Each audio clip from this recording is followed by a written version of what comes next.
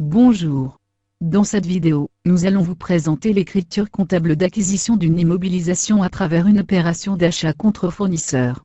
Sur le menu SAP, vous pouvez accéder à la transaction correspondante en passant par le dossier gestion comptable, comptabilité financière, comptabilité des immobilisations, écriture, entrée, et puis achat contre fournisseur avec le code de transaction F90. Cette transaction est très importante, puisqu'elle regroupe plusieurs points d'intégration entre la comptabilité des immobilisations et la comptabilité des fournisseurs. On saisit tout d'abord la date de la pièce. On va mettre par exemple la date du jour. Puis on va choisir le type de la pièce. Par défaut, on trouve le type KR parce qu'il s'agit d'une facture fournisseur. La société c'est 1000.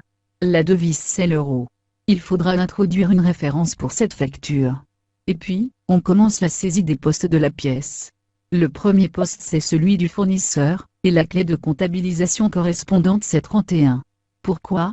Parce qu'il s'agit d'une clé de type fournisseur, dont le compte va être mis au crédit. On saisit le code fournisseur, mettez celui que vous avez sur la pièce et on clique sur Entrée. On saisit par la suite un montant, on coche la case Calculer TVA, puis on sélectionne le code de TVA de la facture. Pour le deuxième poste de la pièce, normalement c'est le poste de l'immobilisation achetée. Ce poste devra être mis au débit, et c'est la clé de comptabilisation 70 qui répond à cette condition. On introduit le numéro de la fiche IMO achetée, et on choisit de la liste des codes mouvement, le code mouvement de l'opération d'achat sans entrée par achat. On clique de nouveau sur Entrée, on saisit le montant de l'opération, et on enregistre la pièce comptable. Une pièce comptable a été créée sur le système. Pour la vérifier, saisissez FD03 dans la zone commande, c'est le numéro de la dernière pièce enregistrée qui apparaît. En affichant la pièce, on constate que le compte fournisseur a été mis au crédit et celui de l'IMO au débit avec le même montant.